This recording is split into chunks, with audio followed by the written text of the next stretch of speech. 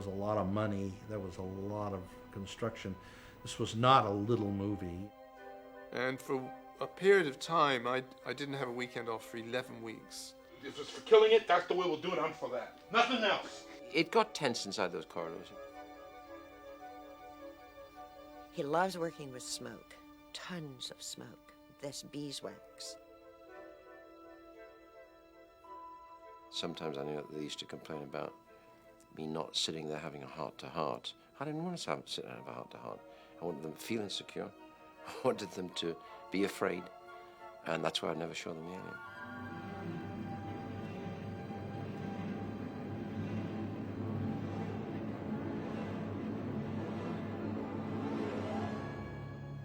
The whole thing pivoted on believing a number of rather fantastic things. And it was very clear that if the monster looked silly or the chest-bursting scene looked ridiculous or, the whole thing was a lost cause. My personal predominant writing emotion throughout that whole production was deep worry. For once in my career, create a really good movie. The elements were there. And at the same time, there were elements there that could bring it all down and turn it into, kitty litter.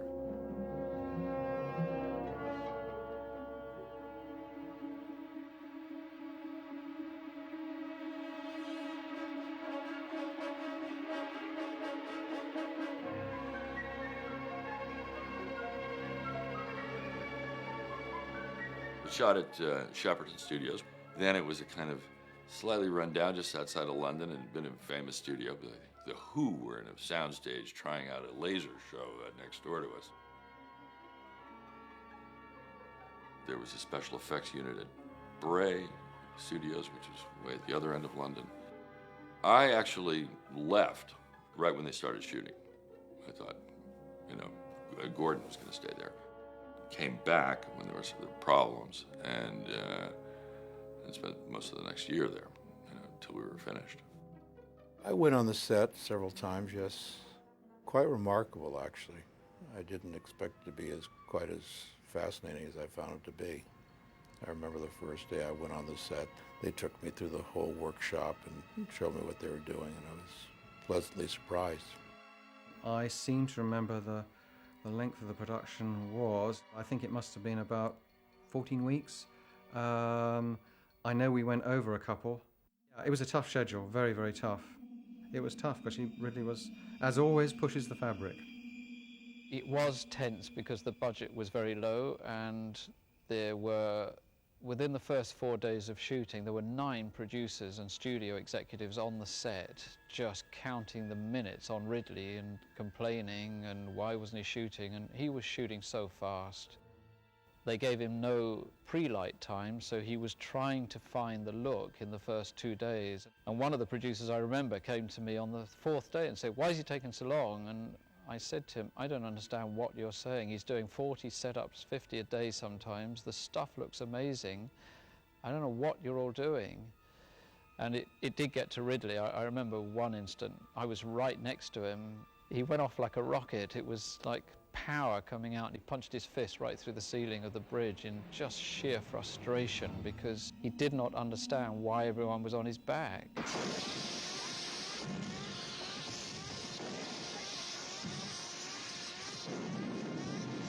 Well, of course, our first day of shooting, and all of the things start popping, and there was smoke, so much smoke. It was unbelievable. The canisters were going, and the smoke was being pumped in because we're supposed to be on fire as we're crash landing into this strange planet. I'm surprised none of us are dead. I mean, they didn't have codes like here. They have to have a water base, which took a long time for them to get, but over there was like smelt pots. You were so grimy when you left at the end of the day. I mean, between the being sprayed with glycerin and the smoke and the beeswax. John Marlowe was the one who designed the costumes, and these costumes were, they were huge. They were padded. We had big plates. They were like football padding, only they were sort of very, very heavy plastic, and then we had these big bubbles on the top of our heads, and they had CO2 canisters in the back to set off that smoke as we went along. Standing in that spaceship with a clip on, fastening it on within 15 seconds, I'm getting really hot. And I don't get claustrophobic, but I'm getting really hot, and you could easily get phobic, right? I said, Jesus, this doesn't work. You got to keep them cool inside here. We have to have some kind of help with, oxygen, correct mix, right? After all, we are in the 20th century. Isn't that possible? You got aqua lungs and you got breathing apparatus. And explained to me why it was difficult. We had hockey gloves that we had to wear, and moon boots, and this desert. It was the largest set in Europe. It was huge. It was a desert. They shipped in all of the sand. It was absolutely unbelievable. And here we are. We're supposed to trudge across it. Well, it was a heat wave. It was 115 degrees. Our suits had been lined with nylon, which makes you sweat anyway. We just wore sort of like little leotards underneath the whole thing, and then we'd get into this suit, and then off we'd go. Well, they had forgotten to put in any sort of escape for our breath. Well, if you're in there for any length of period of time, you start breathing carbon dioxide. I do remember I almost passed out because a lot of that stuff was untried. They put it on you, and you just tried to see if it would work for you, and I really could not breathe. We were passing out like flies. I mean, it was unbelievable. Poor John, by the time he'd get to the other end, they had to have a nurse there with an oxygen tank because he would sweat so profusely in there, he couldn't even see. It would just be one big, massive bowl of sweat. I can remember John being very, very unhappy about, I think he found it pretty claustrophobic, shut up in the helmet. So they'd have the nurse give him some oxygen and stuff like that, and all right, off we go again. They couldn't see a problem until it came to the distant shot where, to make the set even look bigger, they had kids. And two of the kids were Ridley's kids. And they both passed out in those little suits. So then, obviously, there must have been something that was going on, so they gave us air. That was nice of them. I mean, Ridley pushes everybody. He tends to concentrate on all aspects of the frame. In other words, he's painting his picture. And so sometimes actors who are not used to this are used to the director sort of focusing on them and them only, whereas Ridley is concerned about, the look, about the dust, about the lighting, about the way things are dressed and things like that. I think they found sometimes that they were probably being a little bit neglected. And I remember Tom had some kind of angry words about having to hang around a long time on set.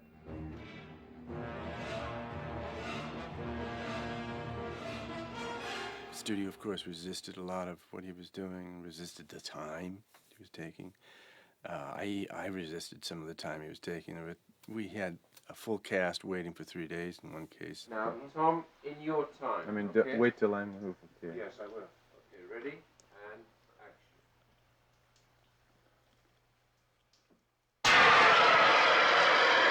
action. Ready, Tom? Turn back to me now. Ready? And we all were getting pretty disgruntled. But it was all worth it. We all knew we were making a classic. The first week, I had to I think, grab Jonesy, and I was wearing glycerin because it was supposed to be hot and we were supposed to be sweaty. And we did this shot, and my face started to get very red, and I felt this incredible burning. And I looked at the cat, and luckily they called lunch. I went upstairs. I was crying because I realized I was allergic to Jones. And I thought, gosh, it was probably so hard for Ridley to find 4 matching cats.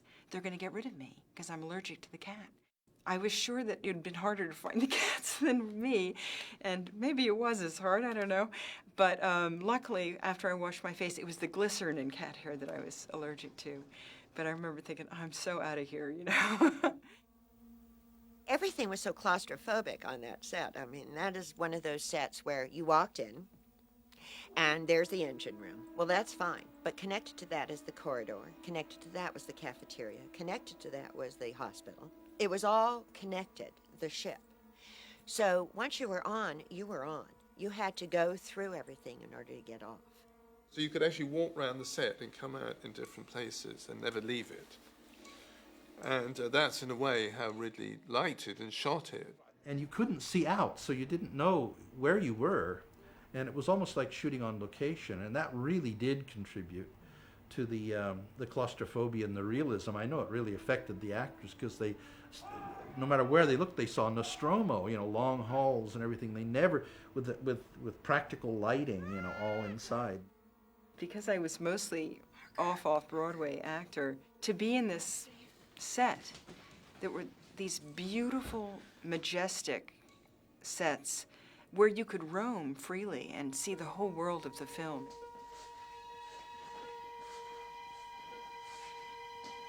I think when you're dealing with confined space, that's one of the very much used aspects of the thriller as well. It's the very center of the pieces like We Clo and so on, you know? It's, there is no escape. That is one of the bases of the real tension of the film. It was a low-key subject. There were very, very tight areas. Quite difficult to light in places, so unless you were going to swamp something with front light, then it was a bit complex, especially as so much of the movie was shot handheld with Ridley, though he did some form of blocking. It didn't mean to say it was particularly where he was going to end up. He also storyboards everything. He does small sketches, brilliant. You know, you get the light, the shade, the whole caboodle there. So it was his choice of lenses. It was his choice of where he was going with that particular camera. I suppose my effort was more in towards, I covered most of it with a second camera, tended to do the tighter shots when his camera wasn't in my shot. Ridley was really subjective. He was operating the camera, so I don't think he could really pull back. We sensed right at the top that he wasn't able to pull back and be objective and come to us and talk to us about specifics. So being with an extraordinary group of actors allowed him to do what he was doing in terms of just composing this magnificent-looking film, looking through the camera. He did something no director's ever done before or since. He had about 5 or 6 pages of each character.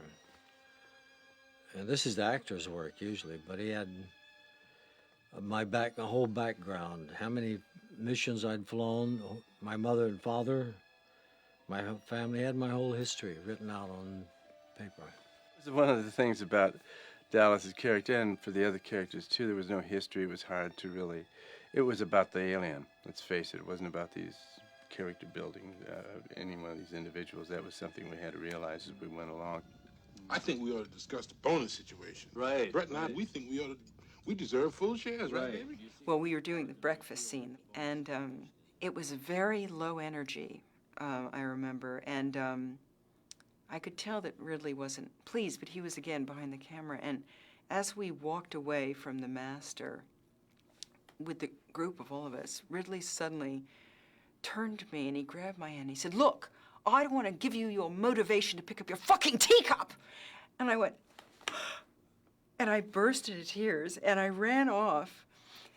And he caught up with me and he said, "Oh, I'm so sorry. I'm really sorry." He said, "It's what I wanted to say to John, but I couldn't say it to him, so I said it to you." It was his second film and my first film, and he always said, you know, it was trial by fire for us. Over the years, I've learned to communicate differently with actors on different subjects. Sometimes it's best to say nothing and let them evolve, right? And then instruct.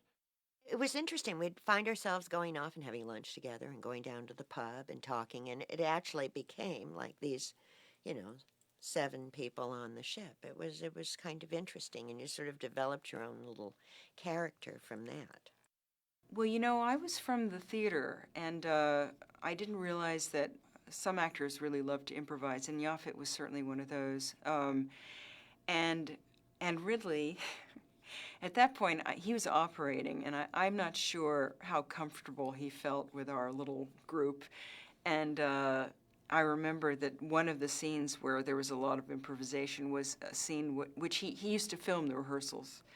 So he never had rehearsals, and everyone just sort of went for it, which was actually a great learning experience. But that's, and it helps the film because I think we were on edge, and we were sort of, you know, into a survival mode. So I think it works very well. But at the time, it was hard for me because I came from such a different discipline where you are very faithful to the words of the writer. Well, Yaphet's a big guy and quite formidable, and I think he tried to corner Ridley. There was a sort of a running joke where Ridley used to come up to us and say, which door is Yaphet standing by this morning, you know, so that he could go onto the set via another door where Yaphet wasn't there waiting to corner him. Yaphet was always evolving, and in God bless him, driving me crazy, come to me with millions of ideas on a daily basis, saying, even to the extent of the day he would die, saying, you know, I'm not going to die today, I'm going to kill this son of a bitch, you know. And I think there was genuine tension between, funnily enough, the tension that in the film between the below decks guys, between Yaphet and Harry Dean Stanton, was sort of reflected to a degree actually in reality, because I think Sigourney found it quite lonely, being the sort of, you know, the heroine amongst all these kind of tough guys, and it's certain parts of that atmosphere I think carried on a bit. Would you get off my back, please? I'll get off your back as soon as 12 modules 6.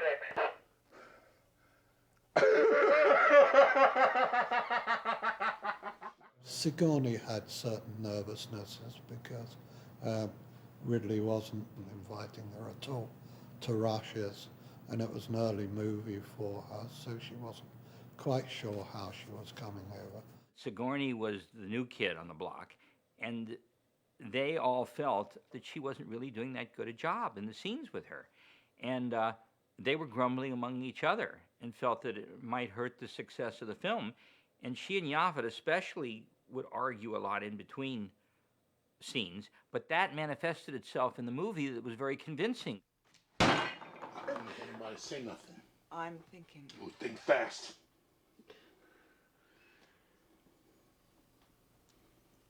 Unless somebody can come up with a better idea, we're going to proceed with Dallas's plan. She started out being very emotional and all of this stuff because of Dallas dying, and he just kept pushing her and pushing her. And then comes Yaphet, and he goes, all right, what are we supposed to do now? And then there's the scene, and then she says, I'm the captain of this ship. And he looked at her and he goes, you've got to be kidding.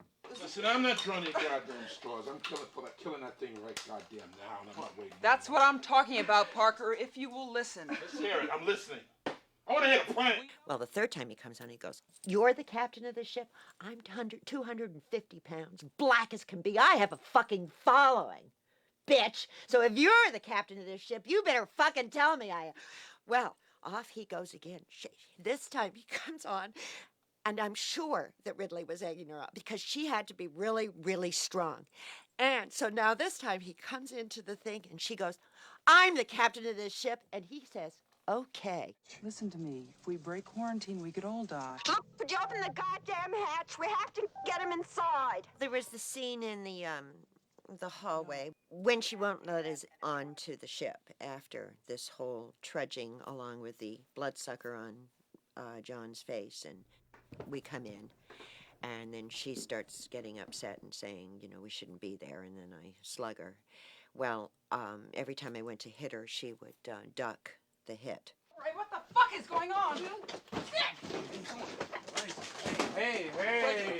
And so Ridley came over and he said to me, get her this time. So I thought, well, what am I supposed to do? I went like this, she ducked, and I came back and hit her that way. She went right into it. I didn't mean to hurt her. She literally went right into it. What the fuck is going on? Hey! And she burst out crying, and that's what pissed her off, because she said that Ripley wouldn't cry. So she wasn't too happy about that, and she didn't feel that it was necessary to do that. But I guess Ridley felt that it was necessary to do that. Ash was the real masterstroke, I think, in that he was completely... That was a one-off, wasn't it? That's the first time, you know, you have corporate paranoia, right? That in there you've got a suit on the ship. Difference is the suit is a robot, is a humanoid. So when Ash suddenly became peculiar, he goes peculiar on Sigourney. And he says I can explain everything when he's over her shoulder, and mother's womb. And she suddenly is spooked by him and realizes he's not what he seems to be. Then he goes strange, and he has the sweat of milk here. And then he has to goes at it. And I always thought that was interesting, that do humanoids have sexual urges?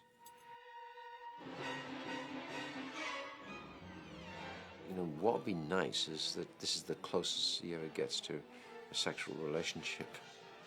Then they come in and knock his head off. Then you go from Ash to a very small person underneath, running around with, if you watch it carefully, rather dodgy arms, okay? That's a dodgy moment. But it's taken up by the shock. The slack is taken up by the shock of, Jesus, a robot. Then getting bashed and bashed by Yaphet.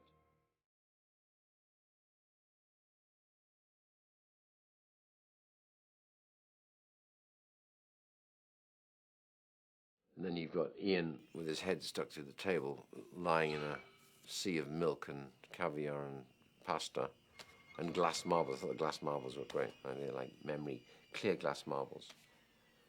And poor Ian had to, every time I'd do a take, I'd give him, he hated milk as well, I'd give him a little bit of milk. So he'd ready? And then he'd start to talk. And then we then grizzled it up afterwards, gave it a little bit of effervescence on sound. All other priorities rescinded. And then incineration. Then it becomes really scary, because he says, that's a great speech. That speech came later, which I think Hill and Giler had to write. We had to write that Ash is saying it's indestructible. You have my sympathies. Yeah, the head's like that, and then you cut in like. But I thought the head was very beautifully articulated, but I think something went wrong in the drying process. And I think, you know, they've changed the level and quality of latexes today, but in those days it shrunk. And he said it shrunk. I said, because you took a head cast, how could it not look like Ian? He said it shrank. I said, oh, God, you want to come back and redo it? No, we couldn't. So we had to get on with it. There was no coming back on that kind of budget. You got to keep going. At the end of the first week of shooting, I asked to look at some dailies, and Gordon Carroll said, "You're not allowed to come to dailies." I said, "What do you mean?" He said, "Those are privileged." I said, "Gordon," I said, "surely if anyone has a right to look at dailies, it's me." On his picture, Gordon said, "Sue me." Right, Gordon did a much simpler thing than suing him. I went up in the projection booth with the projectionist. I stood and I looked. And I looked, and I saw it, and I was impressed. I was pleased. I said, "Oh, yeah." I said, "That looks good." And for the first time, I began to see the value of getting a director whose focus was so strongly on the photographic look of the film. I think pretty soon we all knew. You only got to see the dailies, etc., to know that something, quite special is happening. Morning, Captain.